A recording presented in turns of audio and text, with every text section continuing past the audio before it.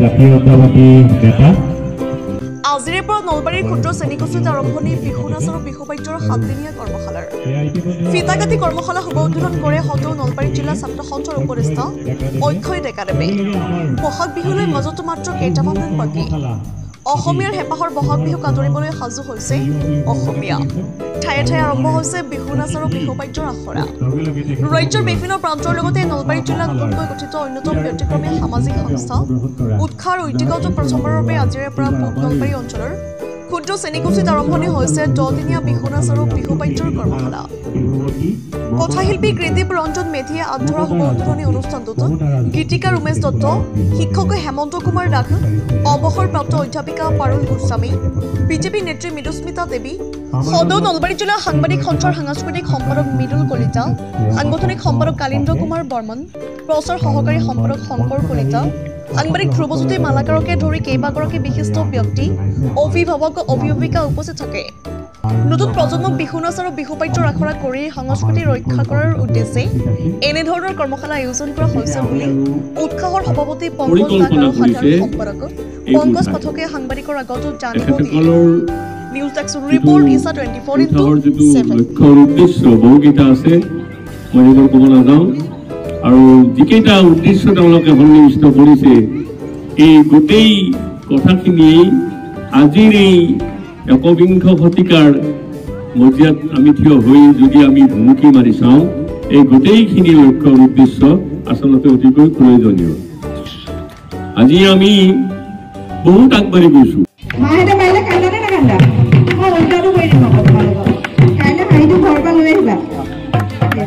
তোমালোকক এতিয়া ভংগীমাখিনি দেখাই দিম, ঠিক আছে? লিখিব নহয় নে পাহৰিছা? তোমালোকে পাহৰিছা নেকি?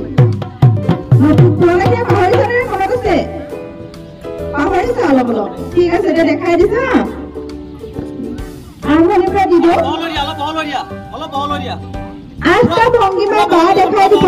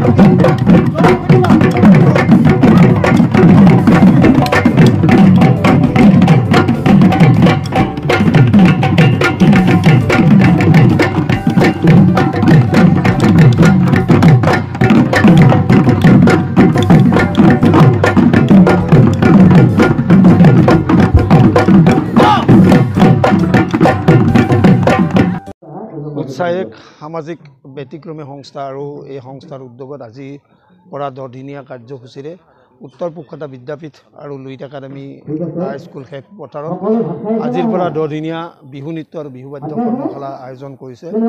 আৰু ইয়াত এই অঞ্চলৰ গ্ৰাম্য অঞ্চলৰ বিভিন্ন প্ৰান্তৰ পৰা ছাত্ৰ ছাত্ৰীসকলে ইয়াত অংশগ্ৰহণ কৰিছে। আৰু আমাৰ এই যে বিহুৰ পৰম্পৰা, আমাৰ যি স্বকীয়তা, আমাৰ যি বিহুৰ পৰম্পৰা, এই পৰম্পৰা বিশ্বৰ দৰবাৰলৈ লৈ যোৱাৰ ক্ষেত্ৰত আৰু এই ছাত্ৰ ছাত্ৰীসকলক আমাৰ বিহু যি ঐতিহ্য, এই ঐতিহ্য আৰু পৰম্পৰা সঠিক ৰূপেৰে লৈ যোৱাৰ ক্ষেত্ৰত এনেধৰণৰ প্ৰশিক্ষণৰ আয়োজন কৰাৰ বাবে উৎসাহক আমি সদৌ নলবাৰী জিলা ছাত্ৰ সন্থাৰ মজিয়াৰ পৰা ধন্যবাদ জ্ঞাপন কৰিছোঁ।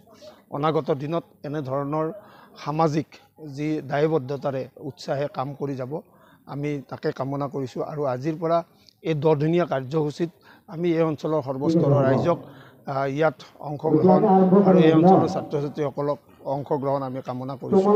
আৰু উৎসাহে যি এই ব্যতিক্ৰমী এটা অনুষ্ঠান আয়োজন কৰিছে এই অঞ্চলৰ ৰাইজক বা এই অঞ্চলৰ ছাত্ৰ ছাত্ৰীৰ মাজত যি আয়োজন কৰিছে তাৰ বাবে উৎসাহক পুনৰবাৰ আমি ধন্যবাদ জ্ঞাপন কৰিছোঁ। আৰু ইতিমধ্যে এই বিহু কৰ্মশালা শেষৰ দিনা ইয়াত একক নৃত্য প্ৰতিযোগিতাও আয়োজন কৰিছে এই অনুষ্ঠানে। আৰু ইয়াত বিভিন্ন জনক আমন্ত্ৰণ কৰিছে। আজি ইয়াত বিশিষ্ট শিল্পী উমেশ দত্ত ডাঙৰীয়াই এই বিহুৰ বাকৰি বা বিহুৰ এই বিশিষ্ট অতিথি হিচাপে অংশগ্ৰহণ কৰিছে। আৰু ইয়াত আমি সৰ্বস্তৰৰ ৰাইজৰ সহযোগিতা কামনা কৰিছোঁ। আজি আমাৰ উৎসাহৰ উদ্যোগত 10 দিনীয়া বিহু নৃত্য আৰু বিহু বাদ্য প্ৰশিক্ষণ কৰ্মশালা আজিৰ পৰা আনুষ্ঠানিকভাৱে উদ্বোধন কৰা হ'ল আৰু এই অনুষ্ঠানটো আমাৰ উদ্বোধন কৰাৰ কথা আছিলে মাননীয় ভাগ্যশ্ৰী মটৰ্ছৰ পৰিচালন সঞ্চালক দিলীপ দাস তেখেত বিশেষ কাৰিকৰী অসুবিধাবশতঃ এই অনুষ্ঠানত উপস্থিত থাকিব নোৱাৰিলে সেয়েহে এই অনুষ্ঠানটো আমি আনুষ্ঠানিকভাৱে উদ্বোধন কৰি আমন্ত্ৰণ কৰিছিলোঁ বিশিষ্ট গীতিকাৰ উমেশ দত্ত ছাৰ তেখেতে এই অনুষ্ঠানটো আনুষ্ঠানিকভাৱে উদ্বোধন কৰিলে আৰু ইয়াৰ পিছতে আমাৰ যিটো দ্বাৰ মুকলি এই অনুষ্ঠানটো নলবাৰী জিলা ছাত্ৰ সন্থাৰ প্ৰাক্তন সাধাৰণ সম্পাদক অক্ষয় ডেকা ডাঙৰীয়াই আৰু লগতে আজিৰ পৰা এই অনুষ্ঠানটো পৰিচালনা কৰাৰ বাবে আমি আমন্ত্ৰণ জনাই আনিছোঁ ধেমাজিৰ DY বিহুৰাণীৰ ফাইনেলিষ্ট নাজিতাৰা বৰুৱা বিশিষ্ট ঢোলবাদক ৰমেন বৰুৱা গীতেন বৈশ্য ওদালগুৰিৰ বিতপন দাস আদি বিভিন্ন ব্যক্তিসকলক আমন্ত্ৰণ কৰি আমি ইয়াত আজি প্ৰশিক্ষণ দিয়াৰ ব্যৱস্থা কৰিছোঁ আশা ৰাখিছোঁ এই প্ৰশিক্ষণৰ জৰিয়তে তেওঁলোকে বহু লাভান্বিত হ'ব আৰু ইয়াৰ লগতে তেওঁলোকে আমাৰ ৰাষ্ট্ৰীয় বা আন্তঃৰাষ্ট্ৰীয় পৰ্যায়লৈ যোৱাৰ যাতে তেওঁলোকে চেষ্টা কৰিব পাৰে তাৰ কাৰণে আমি উৎসাহৰ তাৰ পৰা তেওঁলোকক উৎসাহ জনাইছোঁ আৰু আশা ৰাখিছোঁ পৰৱৰ্তী যিকেইটা দিন এই আটাইকেইটা দিনতে আটাইবিলাক ৰাইজৰ সহায় সহযোগিতাৰে অনুষ্ঠানটো সুকলমে পাৰ হৈ যায় তাৰ বাবে মই ভগৱানৰ প্ৰাৰ্থনা জনাইছোঁ আৰু শেষত আটাইৰে সুস্বাস্থ্য আৰু আগতে ৰঙালী বিহুৰ শুভেচ্ছা জনাই মোৰ বক্তব্য